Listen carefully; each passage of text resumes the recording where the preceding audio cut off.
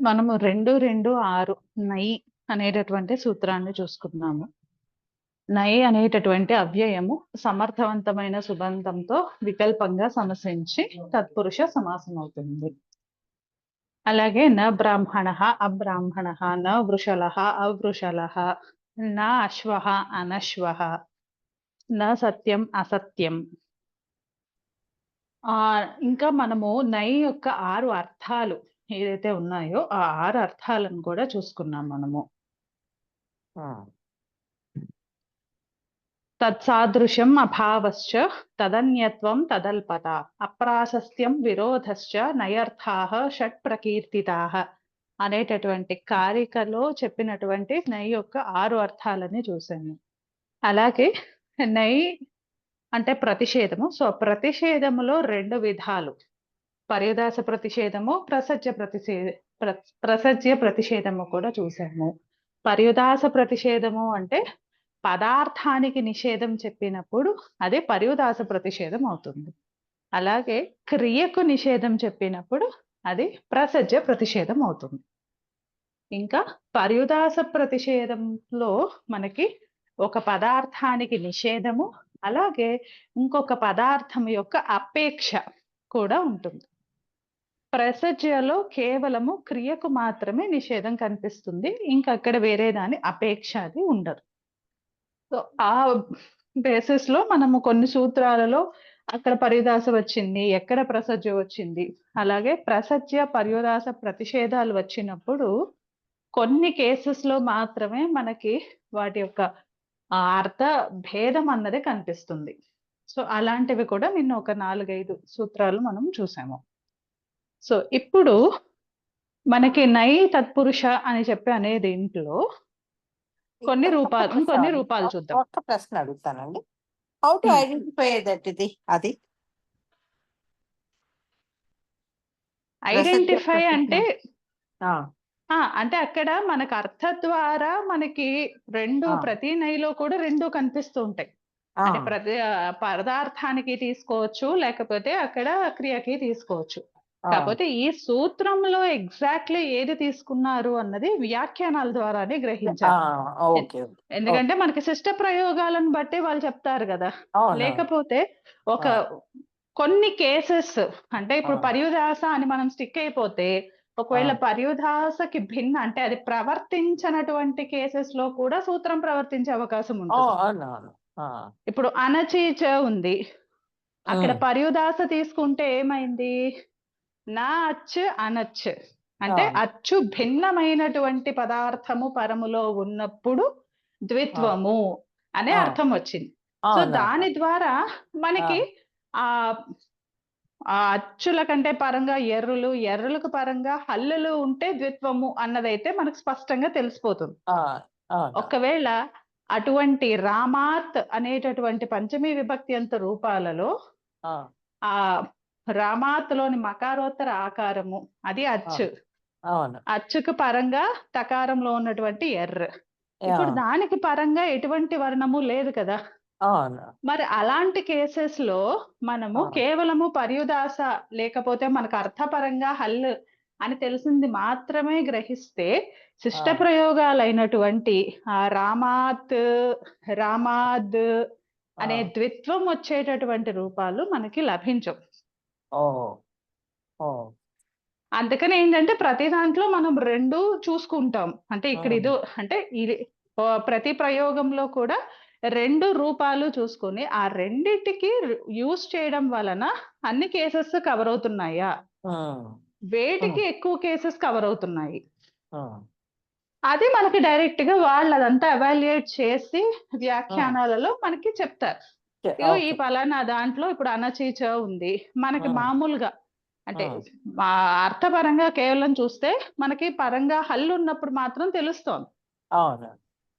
కానీ మనకి పరంగా అవసానం ఉన్నప్పుడు కూడా అక్కడ జరుగుతోంది అని శిష్ట ప్రయోగాల ద్వారా వాళ్ళు గుర్తించి దీనిని ఎలా చేయాలి అంటే ప్రసిద్ధి తీసుకోవాలి. పర్యుదాస తీసుకుంటే ఇట్లా అవసానం పరంలో ఉన్నప్పుడు అంటే దాని తర్వాత ఆ ఎర్ర తర్వాత ఎటువంటి వర్ణము లేని పక్షంలో మనకి నార్మల్ ప్రతిషేధం అయితే గనక అక్కడ ద్విత్వం ప్రాప్తించట్లేదు. కాబట్టి ఇలాంటి స్పెషల్ కేసెస్ కోసం మీరు ప్రసిద్ధ తీసుకోవాలి. అంటే మనకి ఫైనల్ డెసిషన్ వాళ్ళు ఎలాగో మనకి అన్ని ప్రయోగాలను చూసి మనకు వాళ్ళు డిసైడ్ చేసి చెప్తారు. కాకపోతే మన డిస్కషన్ లో మనం అలవాటు చేసుకునేది ఏంటంటే, ఒకవేళ ఎక్కడైనా ఇది ప్రసజ్య, లేదు లేదు ఇది పర్యుదాస అని చెప్పినప్పుడు దానికి మనం అర్థపరంగా అన్వయం చేసుకోవాలంతే. అలాగే డిఫరెన్స్ ఎందుకు వచ్చింది, ఇప్పుడు ఇక్కడ పర్యుదాసే అని చెప్పారనుకోండి, అంటే అక్కడ ప్రసజ్య వస్తే అక్కడ ప్రాబ్లం ఉందన్నమాట. అది మనం గమనించుకోవాలి. ఇక్కడ కాదు, ఇక్కడ కేవలం ప్రసజ్యే అని చెప్పారు, అప్పుడు పర్యుదాస వస్తే కొన్ని కేసెస్ మిస్ అవుతాయి. ఎలాంటి కేసెస్ మిస్ అవుతాయి అలా. అందుకంటే మన నాలెడ్జ్ అంతా ఎంతసేపు ఏంటంటే, వాళ్ళు అక్కడ ఆల్రెడీ ఈ ప్రతిషేధము ఇది అని వాళ్ళు డిఫైన్ చేసేసింది అర్థం చేసుకోవటానికే తప్పించి, మనం ఒక తెలియని సూత్రం తీసుకుని ఆ సూత్రంలో ఏ ప్రతిషేధం ఉందో చెప్పడానికైతే మనకి వీలు కాదు. ఎందుకంటే మన నేకెడ్ ఐకి, అవును, మన లిమిటెడ్ నాలెడ్జ్ కి అది ఎంతసేపటికి ఒకవైపు పరంగానే ఆలోచిస్తాం, కానీ మనకు అన్ని శిష్ట ప్రయోగాలు తెలియవు కదా. తెలియదు కదా. సో దాంట్లో మనకి ఏంటంటే అది ఎగ్జాక్ట్లీ కరెక్ట్ అని మనం చెప్పలేం. అందుకని ఎప్పుడూ వ్యాఖ్యానాలనే మనము ప్రమాణంగా తీసుకుని దాంట్లో ఏది ఉన్నదో దాన్ని అర్థం చేసుకోవడానికి ప్రయత్నించాలని. అర్థమైంది. అంటే ఇది మన సప్తమి విషయాల్లో లాగానే అండి. ఇప్పుడు చూడడానికి 3 సప్తములు ఉంటాయి అక్కడ, కానీ అక్కడ మనం వ్యాఖ్యానాలు చూస్తే తప్పించి శిష్ట ప్రయోగాలను అనుసరించి వాళ్ళు రాసినటువంటి దాన్ని తప్పించి అక్కడ అసలు ఇదేంటిది విషయ సప్తమి ఎందుకు ఉండాలి, పరసప్తమి ఎందుకు ఉండకూడదు, అలాంటి ఇంట్రికసీస్ మనకు తెలియదు. సో సేమ్ కేసు ఇప్పుడు ఆ సప్తమి కేసే ప్రతిషేధానికి కూడా. కాకపోతే ఏంటంటే మనం టాపిక్స్ తో ఫెమిలియర్ గా ఉంటే, ఈ సూత్రంలో ఇది అన్న ఒక పదం ఎక్కడైనా కనిపించింది అంటే దాన్ని మనం అన్వయం చేసుకోగలగాలంటే, చేసుకోవడానికి అవకాశం ఉంది. అంతే. అంటే మనకి ఒక జడ్జిమెంట్ పాస్ చేసే అధికారం అయితే లేదు, కేవలం ఆ నాలెడ్జ్ ని ఇన్ఫర్ చేసుకుని మనం ఒక థియరీ బిల్డ్ చేసుకోవడానికి అంతే.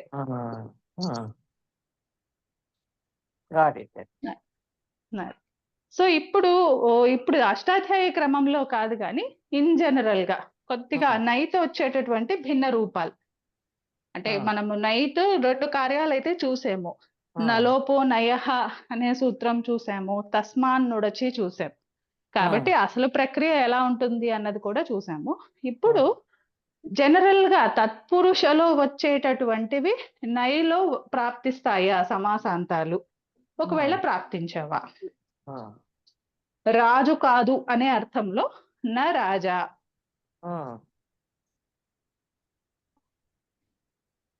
ఇప్పుడు ఇక్కడ మనకి దీని ప్రక్రియలో మనకు తెలుస్తుంది అనమాట. అంటే ఇప్పుడు ఇక్కడ మామూలుగా చూస్తే అక్కడ మనకు ఉత్తర పదంలో రాజన్ కదా, అలాగే ఈ నై తత్పురుష కాబట్టి ఇక్కడ రాజన్ ఉత్తర పదం అయినప్పుడు మనకి రాజాహ సఖిభ్యస్ టచ్ అనే సూత్రం చేత టచ్ అనే సమాసాంత ప్రత్యయం రావాల్సి ఉంది. సో ఇక్కడ వస్తుందా అంటే నైలో రాదు. తత్పురుష అయితే రాజన్, అహన్, సఖి ఈ 3 శబ్దాలు ఉత్తర పదంలో ఉన్నప్పుడు తత్పురుష సమాసాంతానికి తత్పురుష సమాసంలో టచ్ అనేటటువంటి సమాసాంత ప్రత్యయము ప్రాప్తిస్తూ ఉండగా నయస్తత్పురుషాత్ అనే సూత్రముతో, ఆ సూత్రం చేత నై తత్పురుష కంటే పరంలో సమాసాంత ప్రత్యయము రాదు, అంటే నిషేధించబడింది అన్నమాట. అప్పుడు మరి రూపాలు మారుతాయి కదా. మామూలుగా అయితే మనకి సమాసాంత ప్రత్యయం వస్తే ఒక రూపము, రానప్పుడు ఇంకో రూపం ఉంటుంది. సో అలా ఇప్పుడు ఇక్కడ న రాజా అనేటటువంటి లౌకిక విగ్రహ వాక్యము. ఇది ఇప్పుడు ఎవరైనా ప్రయత్నిస్తారా? శ్రీనివాసరావు గారు గాని పార్వతి గారు రాలేనట్టు. నారాజా అండి. నా రాజా అంటే రాజు కాదు అని చెప్తున్నాం అంతే. నా రాజా నై రాజన్ను సు ఉమ్, ఈ అంటే నై తత్పురుష నై సూత్రంతోనే కదండి సమాసం. అంతే నై సూత్రంతోనే. ఆ, ఈ మొత్తం సముదాయానికి నై అనే సూత్రం చేత తత్పురుష సమాస సంజ్ఞ. ఉమ్. నైలో ఇత్సంగ్ లోపం చేయగా ఒక్క నిమిషం అండి. ఇక్కడ తత్పురుష సమాసం చెప్పిన వెంటనే అక్కడ సమాసాంతాలు ఏమైనా వస్తాయా? ఆ డిస్కషన్ కూడా మనకి ఏకకాలంలోనే జరగాలనుకున్నాం కదా. అంటే ఇప్పుడు నై నయస్ తత్పురుషాత్ కదండి. నయస్ తత్పురుషాత్ నెంబర్ చెప్తాను. నా పూజనాత్ అనే సూత్రానికి ఉత్తర సూత్రం. ఒక్క నిమిషం నెంబర్.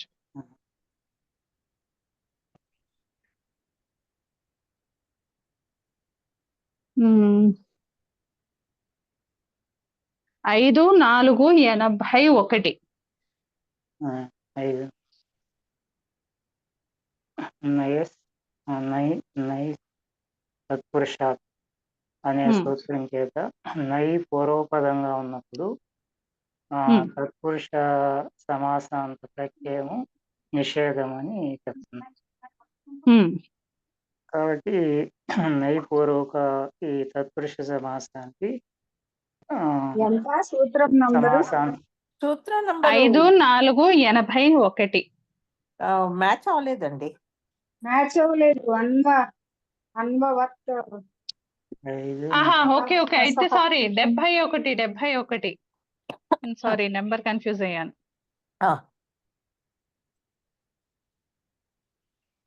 నయస్ తత్పురుషాత్. నై పూర్వపదంగా ఉన్నప్పుడు తత్పురుష సమాసానికి సమాసాంత ప్రత్యయం నిషేధం. కాబట్టి నై రాజన్ సు ఈ నైలో ఇత్సంగ్ లోపం చేయగా నా తర్వాత రాజన్ను సు. ఈ నై అనేటువంటి తత్పురుష సమాసంలో నై అనేది ప్రథమ విభక్తిలో ఉంది కాబట్టి సమాస విధాయక సూత్రంలో ప్రథమ విభక్తిలో ఉంది. నై అనే సమాస విధాయక సూత్రంలో ప్రథమ విభక్తిలో ఉంది కాబట్టి ఈ నై అనేటువంటి పదానికి ఉపసర్జన సంజ్ఞ పూర్వనిపాతం. అప్పుడు నా రాజన్ సు. దీనికి కృదితద్ధిత సమాసాచ్య అనే సూత్రం చేత కూడా ప్రాతిపదిక సంజ్ఞ. సుపోధాతు ప్రాతిపదికయో అనే సూత్రం చేత సుప్పులి తెలుక్కు. ఇప్పుడు నా రాజన్ తర్వాత నారాజన్ అని వచ్చిన తర్వాత ఈ నైలోని నకారానికి లోపం. నలోపో నయః. నలోపో నయః అనే సూత్రం చేత నైలో ఉన్నటువంటి నకారానికి లోపం చేయగా ఆ రాజన్ అని వస్తుంది. తర్వాత ఇక్కడ తస్మాత్ నుట్ అచి అనే ఇంకా ఇక్కడ చూడండి ఒకసారి. అంతే రాదు. అది ఎప్పుడు అజాది ఉత్తర పదం ఉన్నప్పుడు కదా. అంటే అరాజన్ ఆరాజనే కరెక్ట్. అరాజనే సంహితలోనే చెప్పాను. అరాజన్ స్వాతి కార్యాలు చేస్తే అరాజ అవుతుందంటే అంతే. పరవల్లింగం ద్వంద్వ తత్పురుష యోగతో ఇది పూర్వపదమైన అది ఉత్తర పదమైనటువంటి పుంలింగం.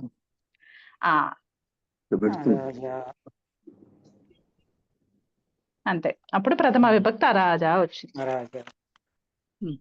అలాగే ఇక్కడ మనకి ఆహన్ శబ్దానికైనా ఇది రాత్రి ఇది పగలు కాదు అని చెప్పేటప్పుడు, అలాగే సఖీ శబ్దానికి అంటే ఫ్రెండ్ కాదు అనేటటువంటి అర్థంలో కూడా ఇక్కడ మనకి రాజాహ సఖిభ్యశ్చ తెలుసు సత్యనారాయణ అనే గారు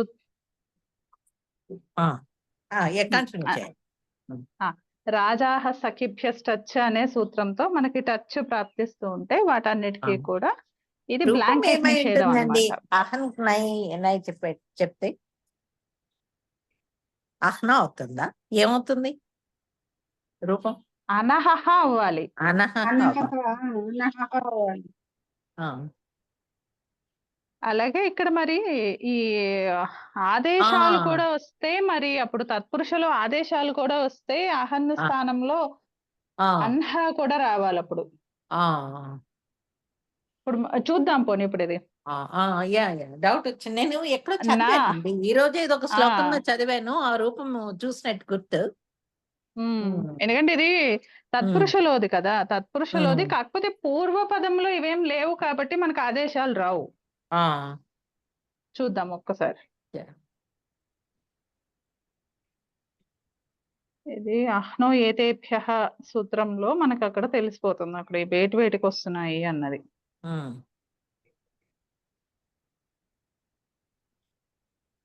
సంఖ్యావాచకాలు నేను ఈరోజు ప్రశ్నలు అడగడమే కానీ నేను ఏ విధంగానూ మీకు ఎవరికి ఇది చేయలేను. పుస్తకాలు లేవు నా దగ్గర, అసలు ఫోన్ పట్టుకు కూర్చున్నాను అంతే. ఇది అవ్యయాలకు కూడా ఇచ్చారండి కాబట్టి ఇక్కడ మనకి అవ్యయమే. ఇప్పుడు నై కూడా అవ్యయమే కదా. అవును. అందుకని అన్హో అన్హ ఏతేభ్య అనే సూత్రం చేత మనకి తత్పురుష సమాసంలో అహన్ ఉత్తర పదంలో ఉండి పూర్వ పదంలో సర్వ గాని ఏకదేశి గాని సంఖ్యాత సంఖ్య అవ్యయము ఇవి ఆదిలో ఉన్నటువంటి అహన్ శబ్దానికి అన్హ అనేటటువంటి ఆదేశం. సో మొత్తం ప్రక్రియ చూద్దాం అప్పుడు మనకి క్లియర్ గా వస్తుంది. నా అహన్ అనేది లౌకిక విగ్రహ వాక్యము. అలౌకిక విగ్రహ వాక్యము నై అహన్ సు. నై అహన్ సు. ఇదిగో వాసవ్ గారు ఏదో పంపించారు. అదే పంపించారా? ఓకే. నై అహన్న సు ఉన్నప్పుడు ఇప్పుడు మనకి నై అనే సూత్రం చేత సమాసము. అలాగే ఇక్కడ రాజాహ సఖిభ్యశ్చ అనే సూత్రంతో ఇక్కడ సమాసాంత ప్రత్యయమైన టచ్ ప్రాప్తిస్తూ ఉండగా నయస్ తత్పురుషాత్ అనే సూత్రం చేత ఆ సమాసాంత ప్రత్యయము నిషేధించబడింది. అలాగే సమాసత్వాత్ ప్రాతిపదిక సంజ్ఞ, అలాగే సుప్పులకు లుక్, పూర్వ ప్రయోగము, ఉపసర్జన సంజ్ఞ ఇవన్నీ అయిపోయిన తర్వాత నా అహన్న అన్న స్థితిలో ఇక్కడ ముందర మనకి ఫస్ట్ ఆదేశాలు అయిపోతాయి. 5, 4, 88 అన్హో అన్హ ఏతేభ్య అనే సూత్రంతో ఇక్కడ అవ్యయము పూర్వ పదములో ఉన్నటువంటి అహన్ ఉత్తర పదంలో ఉన్న తత్పురుషకు కూడా ఆదేశం ఉంది. ఇక్కడ నై అన్నది అవ్యయం కదా, సో అవ్యయం పూర్వ పదంలో ఉంది కాబట్టి అన్హో అన్హేభ్య అనే సూత్రం చేత మనకి ఉత్తర పదంలో ఉన్న అహన్ స్థానంలో అన్హ అనే ఆదేశం అంటే అదంతంగం అయిపోయింది అనమాట. అప్పుడు నా అన్హ. ఇప్పుడు నలోపో నయః అనే సూత్రం ప్రవర్తించి ఆ నైలో ఉన్నటువంటి నకారానికి లోపము. అప్పుడు అన్హ. ఇప్పుడు తస్మాన్నుడచి అనే సూత్రం ప్రవర్తించి ఉత్తర పదానికి అజాది ఉత్తర పదానికి నుడాగమం. కాబట్టి నన్హ అనన్హ అయింది అక్కడ. అనన్హ. ఇప్పుడు ఈ అహన్ అన్నది నపుంసకలింగంలో ఉంది కాబట్టి పరవలింగం ద్వంద్వ తత్పురుషయోహు సూత్రంతో ఇక్కడ నపుంసకలింగం ప్రాప్తిస్తూ ఉంటే దాన్ని అపవాదత్వంతో బాధిస్తూ రాత్రాన్హాహ పుంసి అనే సూత్రం చేత రాత్ర అనేటటువంటి ఉత్తర పదము అహన్ అహ అవి ఉత్తర పదాలుగా ఉన్నప్పుడు తత్పురుష సమాసంలో తత్పురుష సమాసం అని కాదు, ఆ సమస్త పదము పుంలింగంలోనే ఉంటుంది అని ఉమ్, అపవాద సూత్రం. 2 4లో ఉమ్, వస్తాయి ఇది. ఉమ్, ఉమ్, సో దాంతో పుంలింగము. అప్పుడు ఉమ్, అదంత పుంలింగం కాబట్టి ఉమ్, అనః రావాలి ఉమ్, స్వాది కార్యాలు చేశాక. ఉమ్.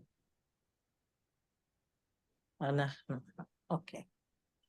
చాలా పెద్ద ఇది పదం అయింది. ఒకసారి ఉమ్,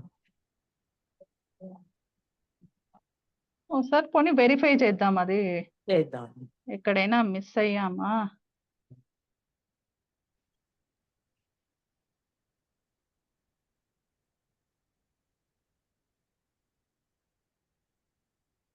ఓకే.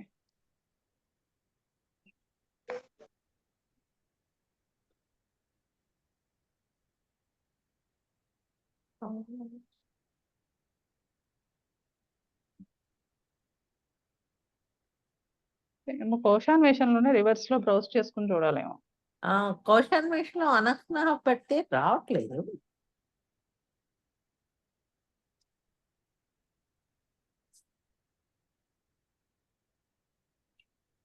అనహహ పెడితే వచ్చిందా?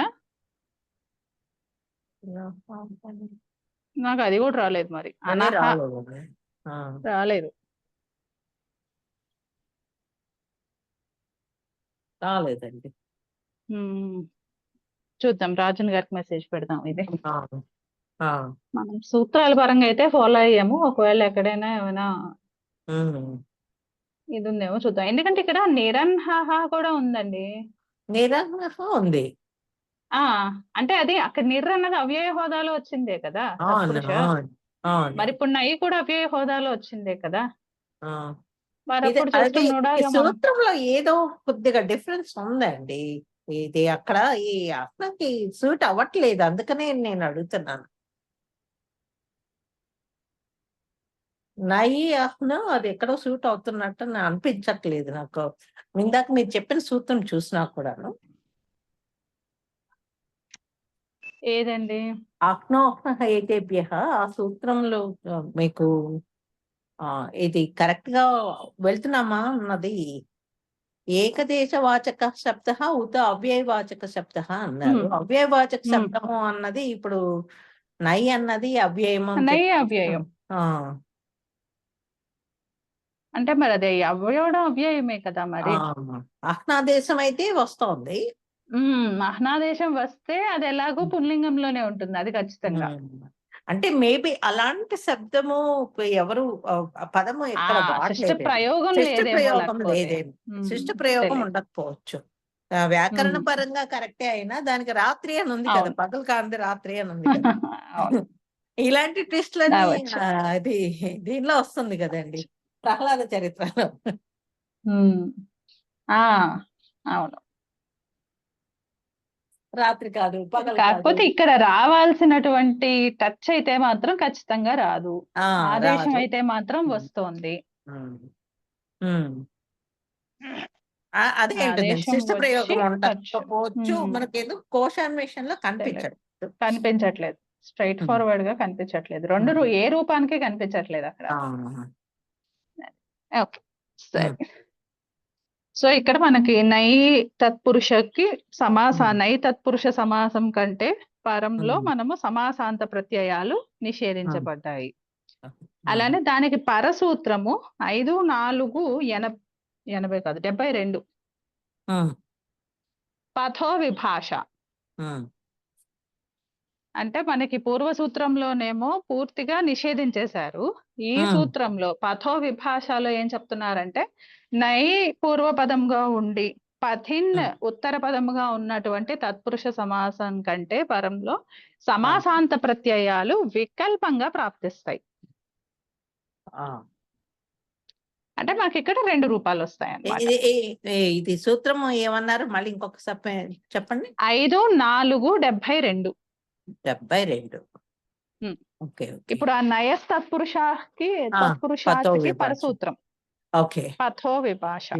ఉమ్, ఇది కేవలము పథిన్ శబ్దం ఉత్తర పదంలో ఉన్నప్పుడు, నై పూర్వ పదము పథిన్ ఉమ్, శబ్దం ఉత్తర పదంలో ఉన్నప్పుడు ఉమ్, నయస్ తత్పురుషాత్ అనే సూత్రం చేత సమాసాంత ప్రత్యయాలు నిషేధించబడుతుండగా ఉమ్, పథో విభాష అనే సూత్రం చేత కేవలము పథిన్ అనేది ఉత్తర పదంలో ఉన్నప్పుడు అటువంటి నై తత్పురుష సమాసం కంటే పరంలో సమాసాంత ప్రత్యయాలు వికల్పంగా విధించబడతాయి. అందుకని విధించబడినప్పుడు ఒక రూపము, లేనప్పుడు ఇంకొక రూపం, రెండు రూపాలు ఉంటాయి. ఇది మనం కామన్ గా మనకు కనిపిస్తూ ఉంటుంది. పద రోడ్డు ఇట్లా చెప్పేటప్పుడు అప్పుడు మనకి నా పంథాహ అన్న దాంట్లో అపంథాహ లేదా అపథం, ఇవి మన కావ్యాలలో కామన్ గా రెండు పదాలు తెలుస్తూ ఉంటాయి ప్రయోగంలో.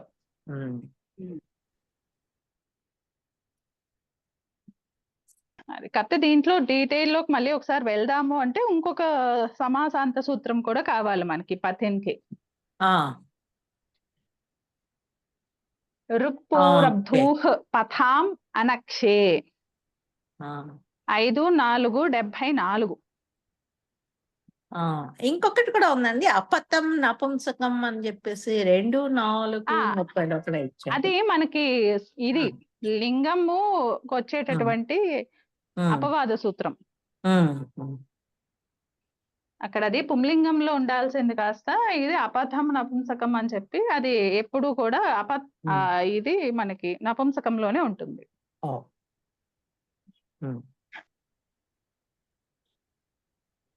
అంటే డైరెక్ట్ గా శబ్దానికి చేసేసినట్టు అన్నమాట. అది తత్పురుషలోనే ఇది జరుగుతుంది. సో ఆ తత్పురుషలో ఉన్నటువంటి అపథ శబ్దము నపుంసకలింగంలోనే ఉంటుంది. ఓకే, తయారైన రూపమే జస్ట్ లైక్ దట్ ఇచ్చేసారు, అపథం అని చెప్పేసి ఇచ్చేసారు.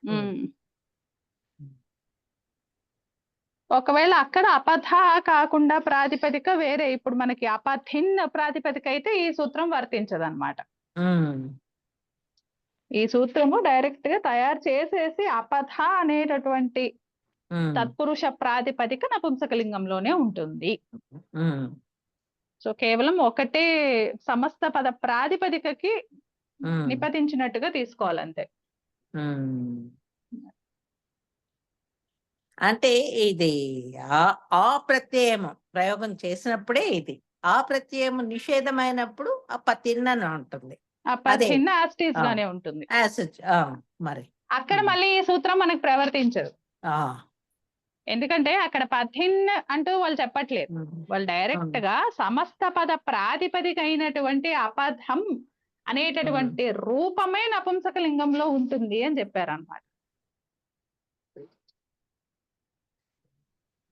సో మనకి ఇక్కడ ఎప్పుడైతే ఇక్కడ ఎటువంటి సమాసాంత ప్రత్యయాలు రావో అప్పుడు అపథిన్ అనే ఉంటుంది ప్రాతిపదిక. సో ఇక్కడ మనకు అపథం అన్నది ఇక్కడ వచ్చే అవకాశం లేదు కాబట్టి మనకు అది మామూలుగా పుంలింగంలోనే ఉంటుంది. సో దాని స్వాది కార్యాలు చేశాక అపంథాహ.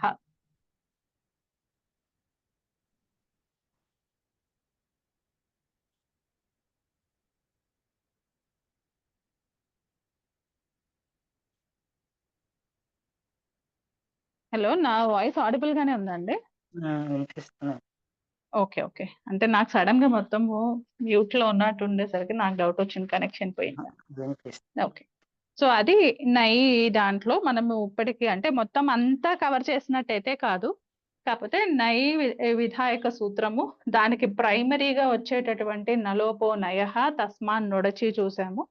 అలాగే ఈ సమాసాంత ప్రత్యయాలు తత్పురుషలో నిషేధించబడ్డాయి, నై తత్పురుషలో సమాసాంత ప్రత్యయాలు నిషేధించబడ్డాయి. కేవలము పథో విభాష అని పథిన్ అన్నది ఉత్తర పదంలో ఉన్నప్పుడు మాత్రమే ఈ సమాసాంత ప్రత్యయాలు వికల్పంలో వచ్చాయి. సో మనం సిద్ధాంత కౌముది ఫాలో చేయట్లేదు కాబట్టి ఇంకొన్ని సూత్రాలు ఇక్కడ మనం మిస్ అవుతాము. లేకపోతే సిద్ధాంత కౌముది క్రమం ఫాలో అయితే గనక ఇక్కడ నలోపో నయఃకి అపవాద సూత్రాలు ఉన్నాయి. అంటే కొన్ని 4-5 సూత్రాలలో కాంటెక్స్ట్లు ఇస్తారు, కొన్ని పదాలు ఇలానే ఉంటాయి అని నిపతించారు అన్నమాట. సో అవి ఒకసారి చూద్దాము అని అనుకున్న నలోపో నయఃకి దీంట్లో ఉంటాయి. 6-3-73 అంటే 6-3-75 నుంచి మనకి నై ఉత్తర పదం అంటే ఉత్తర పదాధికారంలో మనకి డైరెక్ట్ గా కొన్ని ఈ నబ్రాట్, నపాత్, నవేదాహ అలా మనకి కొన్ని పదాలు ఇచ్చి ఇవి ఇక్కడ ఇలాగే ఉంటాయి. అంటే ఆ నైలో ఉన్నటువంటి నకారానికి లోపం ప్రాప్తించకుండా రూపాలు ఇచ్చేస్తారనమాట.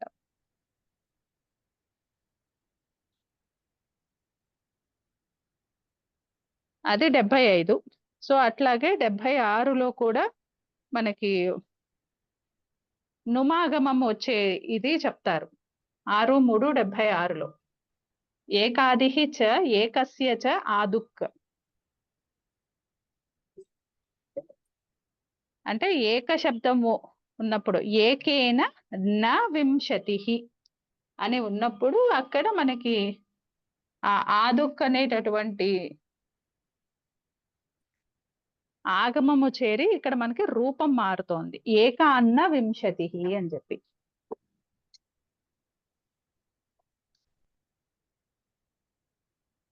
అలాగే నగహ, నెక్స్ట్ ది నగో అప్రాణిషు అన్యతరస్యాం. సో ప్రాణము ఉన్నటువంటి వాటి కంటే భిన్నంగా ఉండేటటువంటికి అక్కడ నగహ దగ్గర మనకి అటువంటి వాటికి నగహ అన్యతరస్యాం అంటే 2 రూపాలు ఉంటాయి అన్నమాట.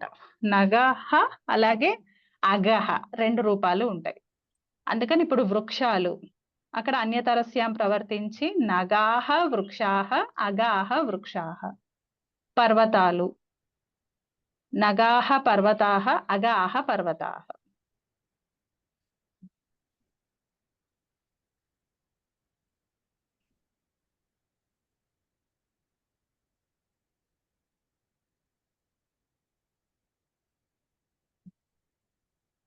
సో ఇది మనకి నై.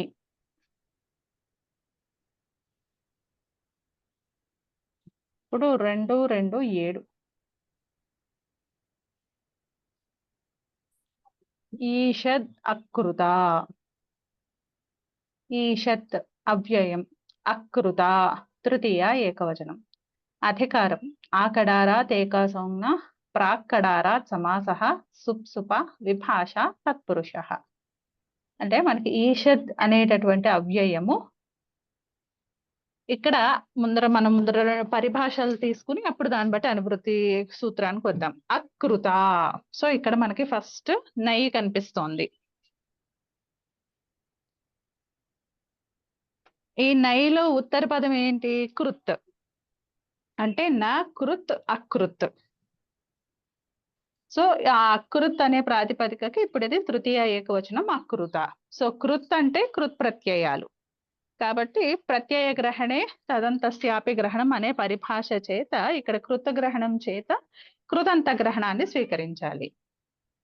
ఇక్కడ నై ఉంది కదా. సో ఇప్పుడు ఈ నైలో మనకి ఇక్కడ కూడా మళ్ళీ పర్యుదాస ప్రసజ్య 2 వచ్చే అవకాశాలు ఉంటాయి.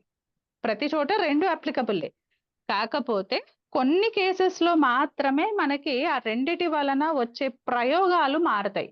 90% ఆఫ్ ద టైమ్ ఏది తీసుకున్నా సరే మనకు అక్కడ ఒకటే రిజల్ట్ ఉంటుంది అనమాట. ఇక్కడ కూడా గమనించండి. ఇప్పుడు అకృత అంటే అకృత్ అని ఉంది. నా కృత్ అకృత్. ఇప్పుడు ఇది పర్యుదాస అయిందనుకోండి, అప్పుడేమవుతుంది అర్థము? కృత్ ప్రత్యయానికంటే భిన్నమైనటువంటి ప్రత్యయాంతము అటువంటి సుబంతముతో ఈషద్ అనే అవ్యయము సమసించి వికల్పంగా తత్పురుష సంజ్ఞ అవుతుంది. అంటే ఆ ప్రత్యయాంతము కృత్ ప్రత్యయాంతము కాకుండా కృత్ భిన్న ప్రత్యయాంతము అవ్వాలి. అది పర్యుదాస చెప్తుంది. ప్రసజ్య ఏం చెప్తుంది? కృదంత సుబంతం కృదంతం అయితే గనక ఈషద్ అనే అవ్యయము కృదంతముతో సమసించదు. అది చెప్తుంది. మనకి ప్రయోగాల దృష్ట్యా మనకి రెండిటికి కూడా ఆ ప్రయోగంలో భేదం లేదన్నమాట. ఎందుకని? అక్కడ కృదంతం కాలేదు అంటే అది సుబంతము లేకపోతే ఒక తద్దితాంతము అలా అవ్వాల్సిందే కదా. అది సమాసం అవ్వాలంటే తింగులతో ఎలాగో సమాసము ఏదో శిష్ట ప్రయోగాల్లో ఉంటే తప్పించి మనకు సూత్రపరంగా స్ట్రైట్ ఫార్వర్డ్ గా ఎలోయన్స్ అయితే లేదు. కాబట్టి ఈ కేసులో మనకి అక్కడ కృత్ భిన్న ప్రత్యయాంతము అని చెప్పినా లేదా కేవలము కృదంతముతో సమసించదు అని చెప్పిన 2 రకాలుగా కూడా మనకి ప్రయోగాలు ఒకలాగే ఉంటాయి. అక్కడ డిఫరెన్స్ లేదు. అంటే ఏదో ఒక కేసు కవర్ అవ్వట్లేదు అని చెప్పడానికి లేదు. ఇక్కడ 2 సమానమే అన్నమాట. అందుకని ఏదైనా గ్రహించవచ్చు. సో అంటే ఇప్పుడు మనకి ఇక్కడ తెలిసింది ఈషద్ అల్పార్థములో ఉన్నటువంటి అవ్యయము కృదంత ప్రకృతి భిన్న సుబంతముతో వికల్పంగా సమసించి తత్పురుష సమాసం అవుతుంది.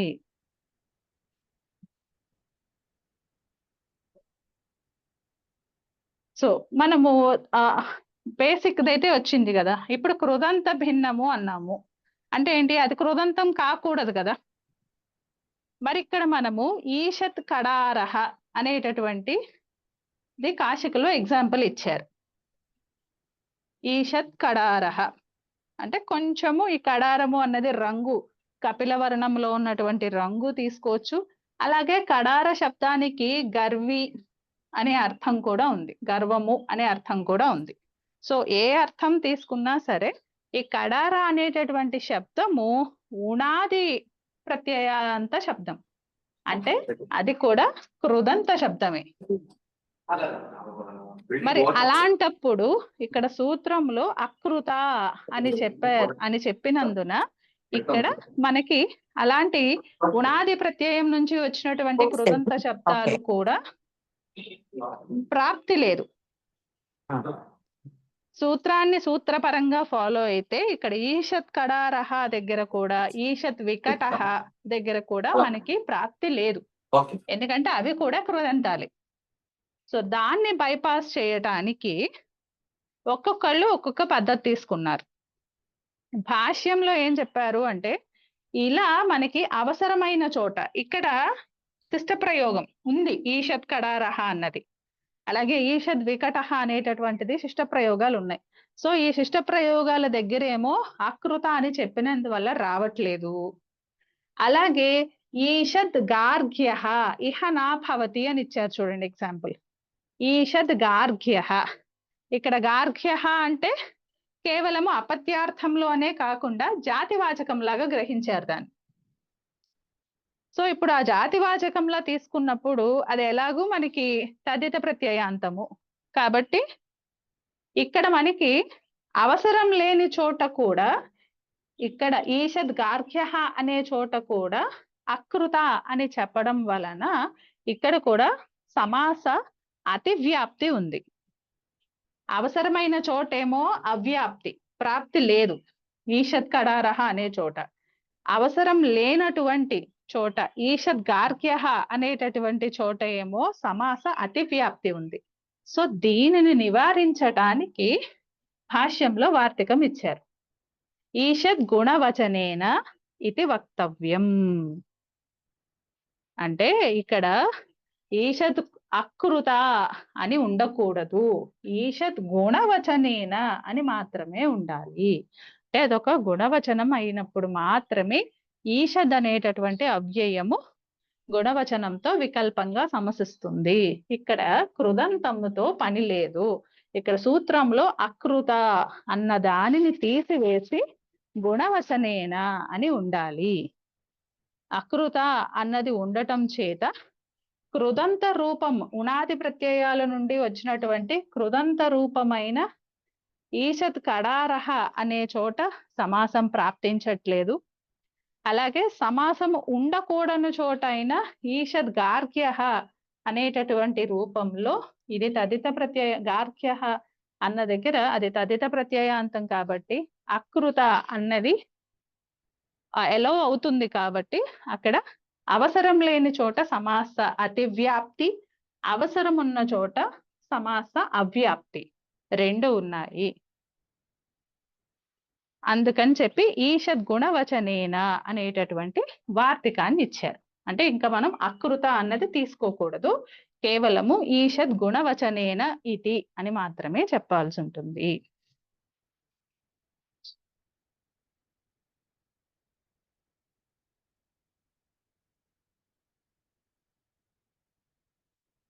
సో ఇప్పుడు ఒక ఎగ్జాంపుల్ చూద్దాం. ఈషత్ ఈషత్ ఇక్కడ ఒక నిమిషం, కడారహ. ఇక్కడ ఒక ఆ. నిమిషం అండి. ఇప్పుడు అకృత అన్నారు కదా, ఉమ్. కృత్తు కానప్పుడు మనం తత్పురుష తీసుకుంటున్నాం కదా.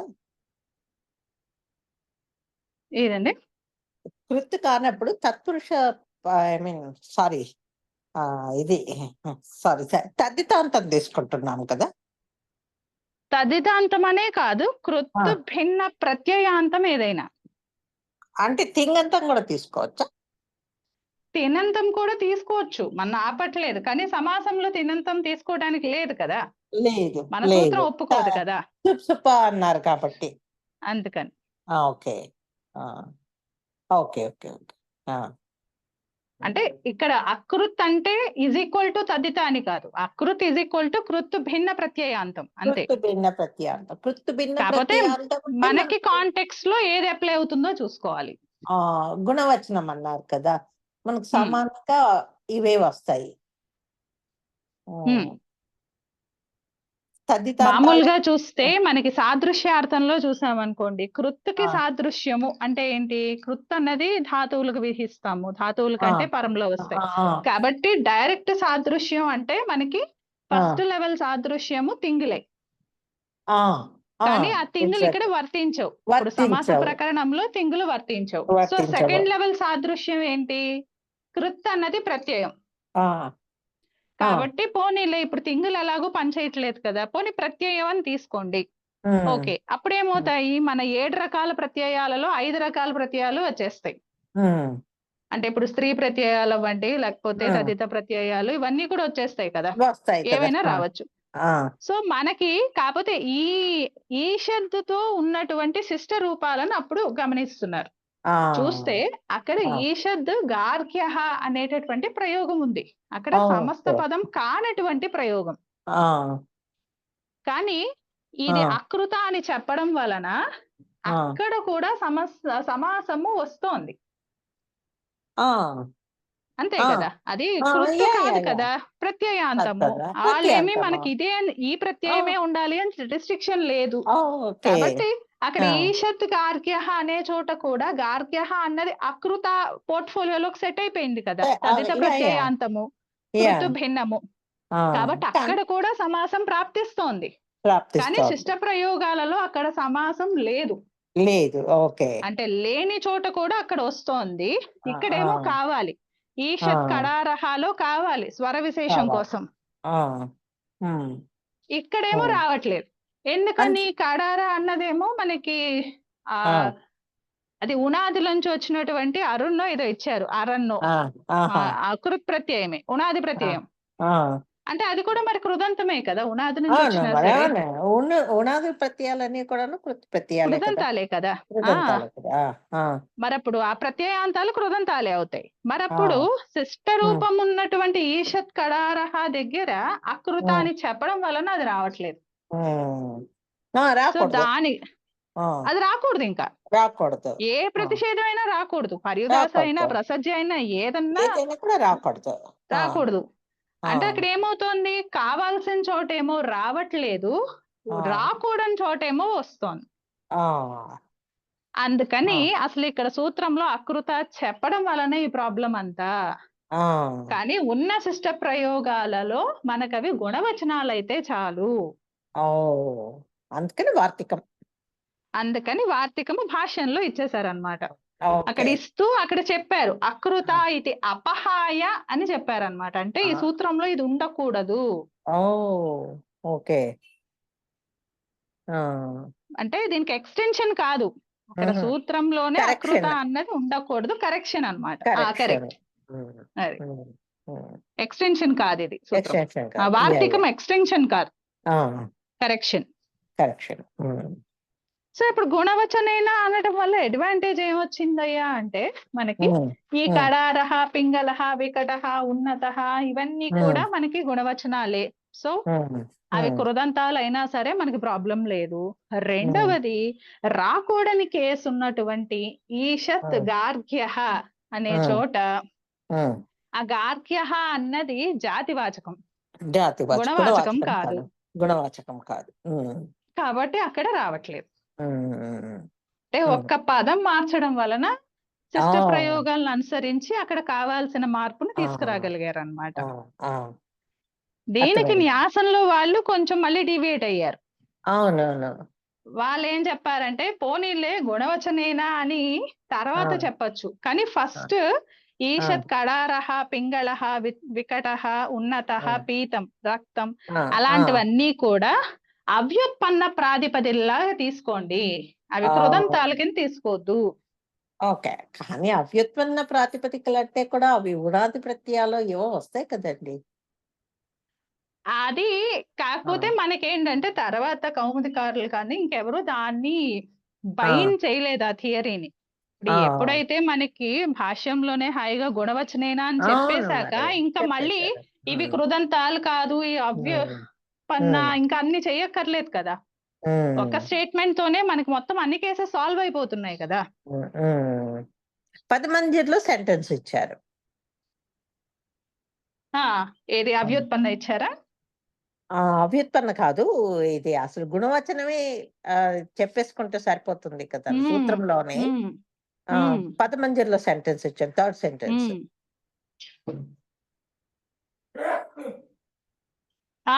అకృత ఇది అపనీయ తీసేసి సూత్రే గుణవచన గ్రహణం కర్తవ్యం.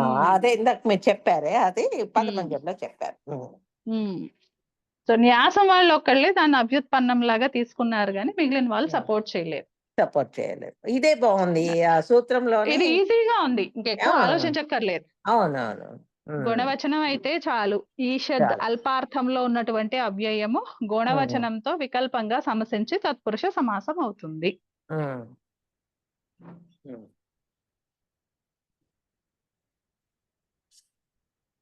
అంతే. ఇక్కడ మనకి ప్రక్రియలో కూడా అంతా సేమే, అంతే. జస్ట్ ఊరికే సమాస విధాయక సూత్రం మారుతుంది అంతే.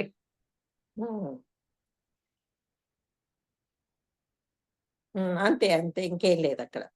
ఇంకేం లేదు. ఇది గుణవచనం అన్నది తీసుకున్నామంటే అకృత అంటే అకృత బదులు గుణవచనం అని తీసుకున్నామంటే ఎవ్రీథింగ్. కాకపోతే నాకే ఇందులో డౌట్ అయితే ఉంది. ఈషత్ గార్గ్య అన్న చోటే డౌట్ గా. ఇప్పుడు గార్గ్య అన్నది జాతివాచకం అన్నారు, ఓకే. కానీ అది ఇప్పుడు అక్కడ ఏ ప్రత్యయం వస్తోంది కదా, అపత్యాధికారంలో వస్తోంది కదా. మరి ఇప్పుడు అది ఆ గర్గ్య వంశములోని వాడు లేకపోతే అట్లా గోత్రాపత్యము అలా యువపత్యము అలా చెప్పుకున్నప్పుడు ఈషద్ అన్న అర్థము దానికి ఎలా సరిపోతుంది? కొంచెం వీడు కొంచెం వాడు అని ఎలా చెప్తాం మనము? బాగుంది.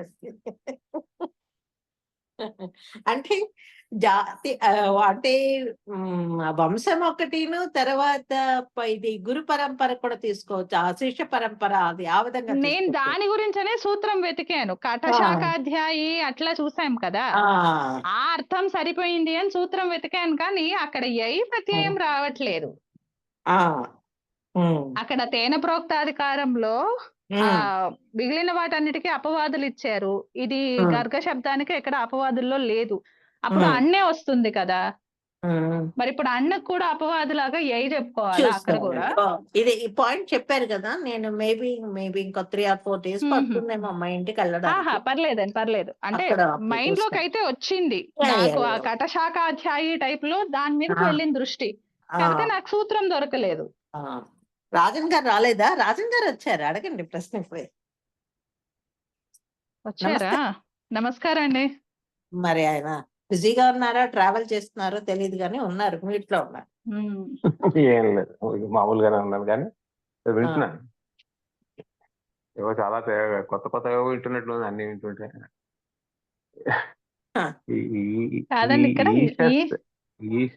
ఈషత్ గర్గ్య అది కదా, ఏ సూత్రం? అదేండి, ఇది 2:2:7 అండి. 7 దగ్గర ఉన్నామా?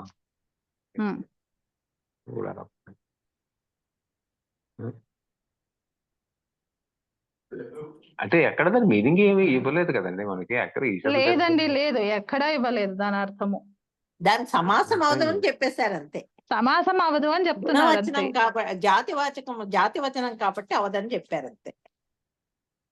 గుణవచనానికి రిస్ట్రిక్టెడ్ ఇది అదే అలా ఆ విధంగా తీసుకోండి. అకృత కంటే కూడా గుణవచనం తీసుకోమని మనకు అందరూ గైడెన్స్ ఇచ్చారు కానీ అంటే ఈషత్ గారికే సమాసం కాదు అని చెప్తారు అంతేనా? చెప్పారు అంతే.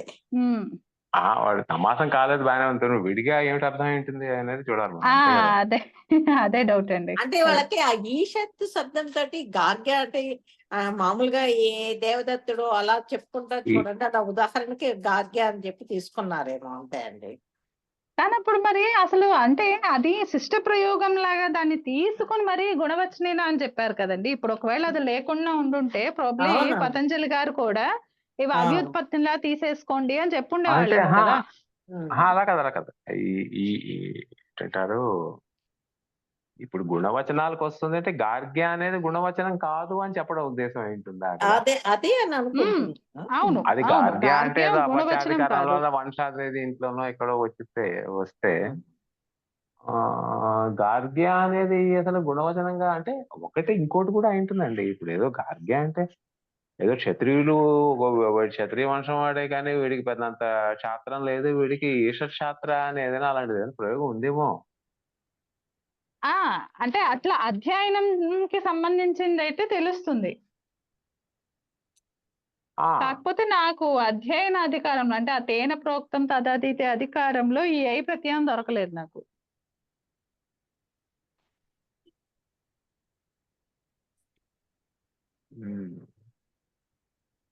మీరు చెప్పిన పాయింట్ అయితే కరెక్ట్. అంటే ఇప్పుడు అతడు ఆ అంటే అతడికి ఈ శాస్త్రం అంటే గర్గుడు ఉపదేశించినటువంటి శాస్త్రంలో అంత పట్టు లేదు, లేదా అతడికి అంత ఎక్కువ తెలీదు అని చెప్పే దాంట్లో కూడా చెప్పచ్చు. పదమంజరిలో లాస్ట్ సెంటెన్స్ చదవండి, ఏమైనా కొంచెం ఐడియా వస్తుందండి. పదమంజరి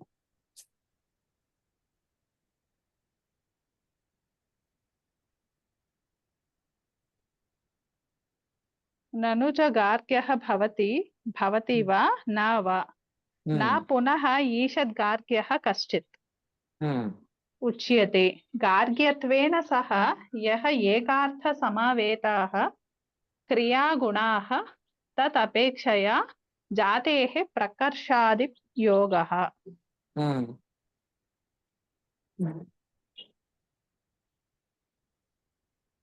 అందుకని గార్గ్య తరహ, గార్గ్య కల్పః, ఈషద్ గార్గ్య అంటే చూడండి అక్కడ గార్గ్యత్వేనా అని చెప్పి ఇచ్చాడు. అంటే గార్గ్య అనేది ఒక గుణం లాగే తీసుకుంటున్నాడు అక్కడ. గుణం తీసుకుంటే సమాసం రావాలండి. అలా కాదు, అంటే ఆ అర్థంలో వస్తున్నప్పటికీ కూడా ఇక్కడ సమాసం రాదు అని చెప్తున్నాడేమో. అంటే ఇది జాతిగానే పరిగణించండి అని చెప్తున్నాడు కదండి. అది గుణవచనమైన జాతివే అది, జాతివాచకం తీసుకోమని అయితే చెప్పారండి ఇది అంతే. గర్గ్య అన్నది అంటే ఒకటి ఇప్పుడు రాజన్ గారు చెప్పింది ఇట్ మేక్ సెన్స్ అండి. క్రియా గుణస్తత్ అపేక్షయ జాతే అది చెప్పారు చూడండి, జాతే ప్రకర్షాది యోగ అని చెప్పేసి చెప్పారు చూడండి, అది దట్ మేక్ సెన్స్ అండి. ఆ సెంటెన్స్ చూసుకున్నాము అంటే కాదు. ఇప్పుడు ఇందులో గార్గ్య తరహా అంటే ఏమిటని మనం చెప్తాం, అది తెలియదు మీనింగ్ ఏమిటి? శారద గారిని అడగాలి, చక్కగా చదువుకుని వచ్చారు ఈ మధ్య బాగా సమాసాలు అంటున్నాను, ఇది తత్తితలు.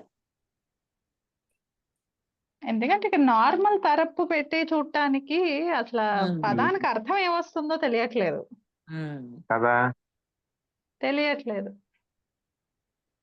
ఈ గార్గ్య భాష కూడా అంతే. అది అంటే అసలు గార్గ్య అన్న పదానికి వాళ్ళు ఏం డెఫినేషన్ ఇచ్చారు అన్నది తెలియాలేమో. మనకు తెలిసింది ఒక అర్థమే కదా ఇప్పటిదాకా గార్గ్య. అయితే అతని సంతానమైనా లేకపోతే అతని శిష్య పరంపర అయినా ఆ విధంగా తెలుసు. రెండిట్లో ఏదో ఒక రకంగా తెలుసు, ఏదో ఒక రకము అపత్యార్థము లేకపోతే యువాపత్యము.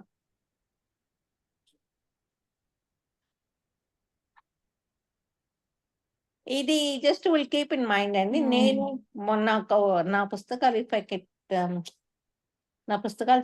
చూడండి 5/3/55 చూడండి,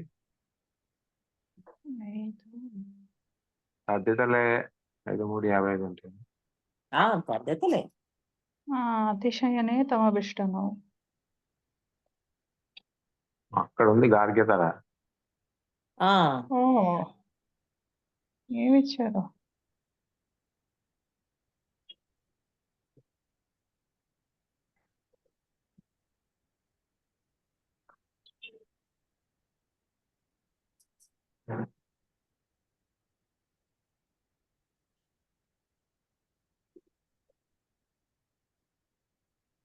ప్రకర్షణ అనే మ్మ్. అర్థం. అది ఇష్టం, తమపు ఇష్టం అనేవి ప్రకర్షార్థంలో వస్తాయి. ఇది పెద్ద ఆ ఇష్యూ కాదు. ఇది ఇది ఎలా వస్తుందండి? ఇదే ఈ గార్గ్య తర అనేది తరావా ఆహా, ప్రత్యయంలో అంటే కానీ ఇక్కడ తర ఎందుకు వచ్చిందో అప్పుడు మరి తర తమ ఎందుకు వచ్చింది? రావాలేమో కదా. అంటే ఉన్న గార్గ్యంలో కన్నట్లోకి శ్రేష్ఠుడు అని చెప్పాలి అన్నా. తరాలి అలాగే ఆ ఈషద్ అనేది కూడా అలా గార్గ్యులు అందరిలోకి వీడు కాస్త కొంచెం తెలుసు, వీడికి మిగతా ఓకే, వాళ్ళంతా లెస్ తెలీదు అనే స్కిల్డ్, అర్థంలో లెస్ స్కిల్డ్ అని తీసుకోవాలి. లెస్ స్కిల్డ్ తీసుకోవాలి అంతే. ఓకే.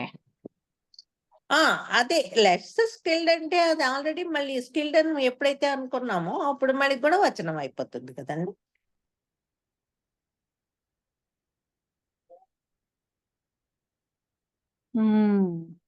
అందుకని జాతి తీసుకోమన్నారు. ఇందాక పదమంజరిలో మనం చదివాం చూడండి.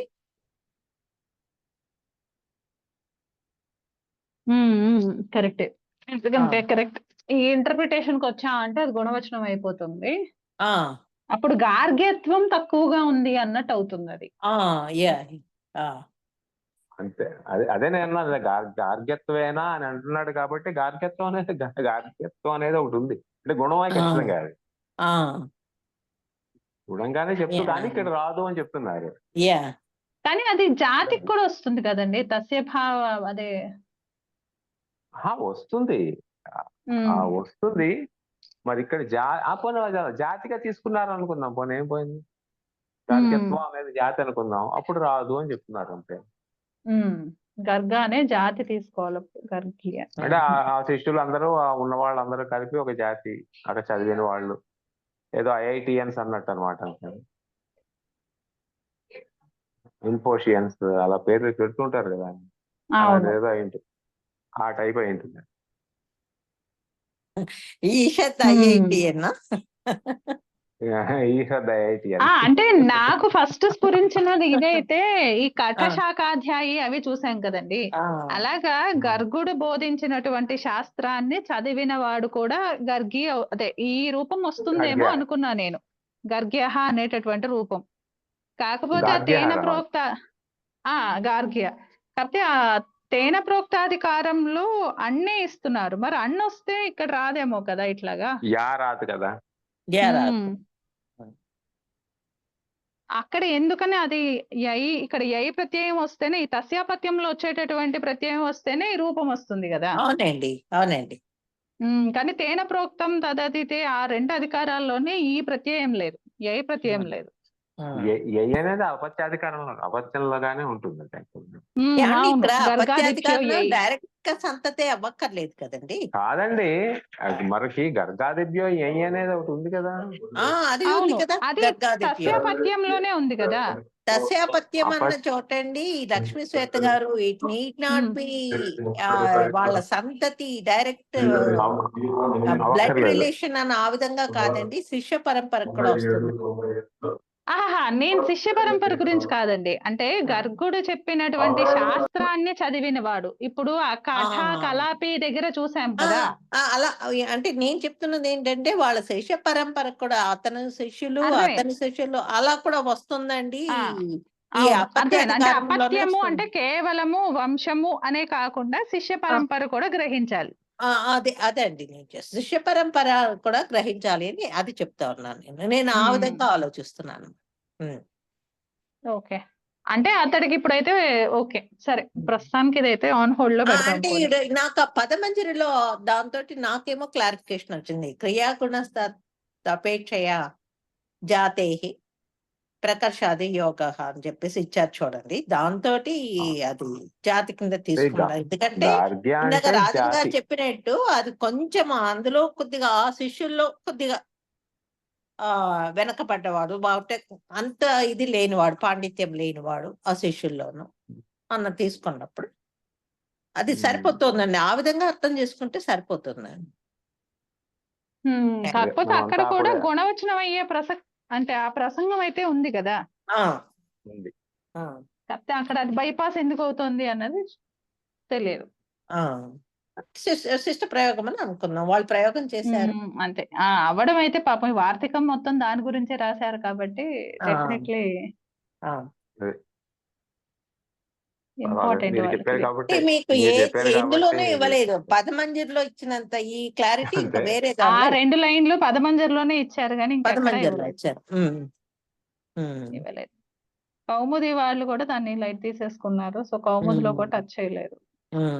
అండ్ న్యాసం వాళ్ళు ఇంకా దే టుక్ అనదర్ రూట్, ఆ అవ్యుత్పన్న అనేసి అవ్యుత్పన్న వెళ్ళిపోయారు. చెప్పారు. వాళ్ళు హాయిగా తీసుకున్నారు. అవ్యుత్పన్న అన్నారు, అక్కడ మళ్ళీ వ్యవస్థిత విభాష అన్నారు, ఆ, అన్ని తెచ్చుకున్నారు పాపం. గార్గ్య శబ్దము జాతి ఇప్పుడు వచనం అనేసారు, నా అంటే గుణవచనం అనేసారు. ఇవన్నీ కొన్ని అలాగా ర్యాండమ్ గా వచ్చిన పదాలు కూడా యూసేజ్ లో ఎక్కువైపోయి దాన్ని ఎలాగో అలాగ జస్టిఫై చెయ్యాలి అనే ఒక తాపత్రయం ఉంటుంది సబ్సిక్వెంట్ దీంట్లో. ఎగ్జాక్ట్లీ అండి. అది ఏంటంటే కొన్ని పదాలు ఇప్పుడు చాలా పదాలు మనకి ఎందుకు వచ్చాయి ఎలా వచ్చాయి అనేది ఏ భాషలోనే చెప్పలేదు, ప్రతి భాషలోనే ఉంటాయి.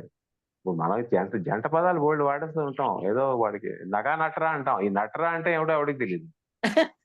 పొలం పొట్రా, నగా నట్రా, ఈ రెండో పదం ఎక్కడి నుంచి వస్తుందో తెలియదు. అది ఒక రైమింగ్ వర్డ్ గా వస్తుంది. అది బోరోవర్ అది బాగా ఇది చలామణిలోకి వచ్చేసి పూర్తిగా ప్రాచుర్యంలో ఉంది అది. ఉంది. అది అంటే పొలం మనకి పుట్ర ఓవరాల్ గా చాలా ఉన్నాయి అటువంటివి. నిజం.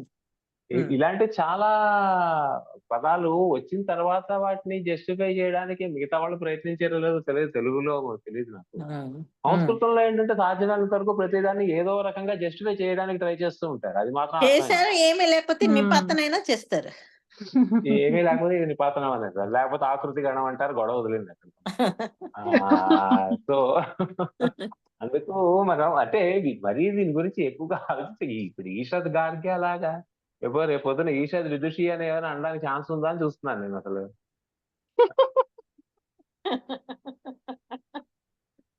అది నేను అదే ఆలోచిస్తే second whether we can use it in with another combination in the same meaning provided it is having the same meaning what we think అని నేనైతే అలాగ ఆలోచిస్తాను. అంటే ఇది ఇంకో రకంగా వాడచ్చా దీన్ని అని.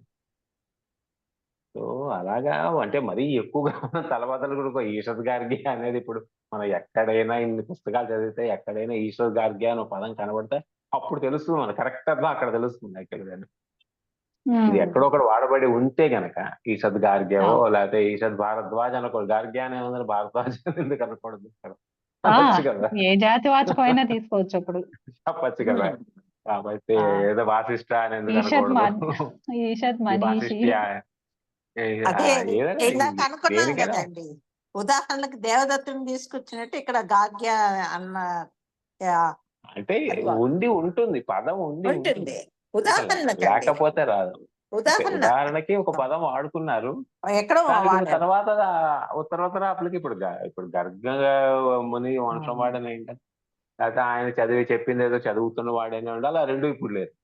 గర్గ వంశం వాళ్ళు ఉన్నారు డెఫినెట్ గా, కానీ వాళ్ళని ఈషద్ గారికి అనడానికి లేదు, ఎందుకంటే వాళ్ళ వంశంలో ఉన్నారు కాబట్టి వాళ్ళని అనడానికి. సో డెఫినెట్ గా has to do with some quality అవంటే డెఫినెట్ గా ఇంకొక శిక్ష పరంపరలో లేకపోతే ఆయన చెప్పింది ఏదో చదివి అలాగనమాట. అలాగంటే మనం అంతా కూడా ఈషత్ కేశిరాజు అనుకోవాలి మనం. అంతే అంతే అండి. కేశిరాజు అనుకోడు, కేకి మళ్ళా ఏమో ఇది ఏమంటారు కైశిరాజ్య అనాలేమో అప్పుడు.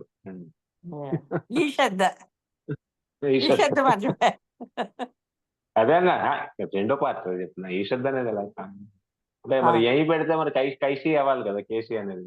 అవునండి. అదే మన కైశి రాజ్య ఈషద్ కైశి రాజ్య. అందుకే పోను 2 ఏళ్ల తర్వాత ఈషద్ విదుషి అంటాం, వైదుషి వైదుష్య బాగుంది. చాలా ఓపిక్ గా డిస్కస్ చేస్తున్నారండి. 2 రోజులు మిస్ అయ్యానండి. మా అలాంటి వాళ్ళకి భయం వేసేంత లెవెల్లో డిస్కస్ చేస్తున్నారు మీరు. కానీ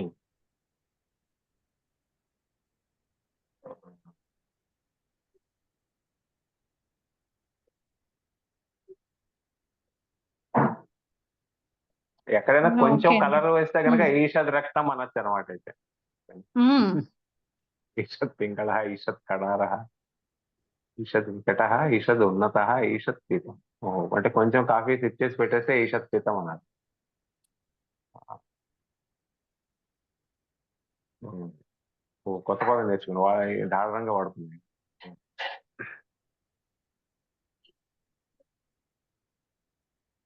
మయా ఈషత్ పీతం అనొచ్చు అనమాట అయితే, అంతేనా? అంటే ఇక్కడ పీతం అన్నది రంగులో కలర్ అండి. తీసుకున్నారండి. కలర్ రంగు కలర్ రంగు కలరా ఇది? మ్మ్. ఓకే. కలర్ రక్తం రక్తం గుణవచనంతోనే పీతం. కదా, గుణవచనమే కాబట్టి రంగు. ఓకే, అయితే కొంచెం పసుపు. మ్మ్.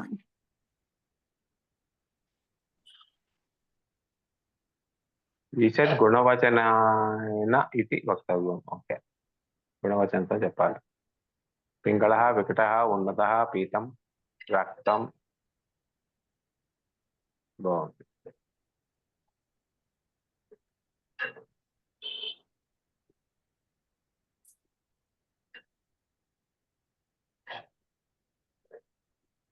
అంటే మీకు టైం అయిందేమో అండి లక్ష్మీ శ్వేత గారు. ఆహా, అవునండి అవునండి. దేనికి 5:10 దేనికి అయిపోయింది. అంటే ఇవాళ నుంచి